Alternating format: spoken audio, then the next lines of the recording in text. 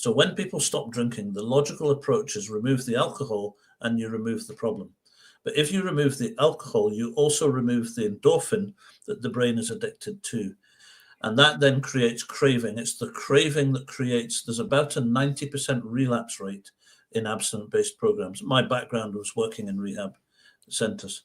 So the challenge with abstinence-based programs is that if someone then goes through a trauma or a life situation or the loss of a loved one or a breakdown of a marriage, or someone I was speaking to today was Army, ex-Army, they were forces.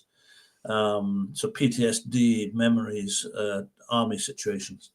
Everyone can go through situations.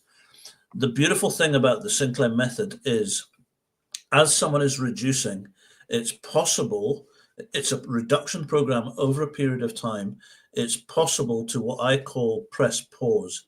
It's okay to press pause on a reduction program and just level out where it's at. I've got a beautiful lady I'm working with at the moment who, she's just a bundle of happiness and everything when I speak to her. And I came on the message to her today, and she said, things are not good. She's from abroad. I won't mention where.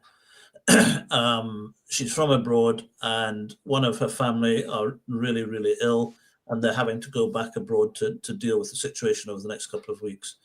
And the crazy thing about it was, my advice to her was, okay, we'd been through a reduction program for the last 6 or 7 weeks. She was doing really well. And I said, what we now need to do is we need to stop the reduction program if that's where you're comfortable. And the number one priority with her was to look after her emotionally and psychologically.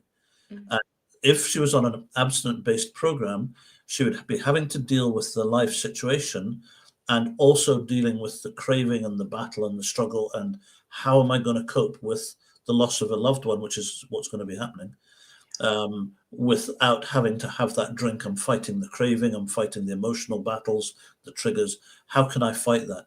So I basically said to her, I said, listen, for the next 2 weeks, take your medication 1 hour before you drink alcohol.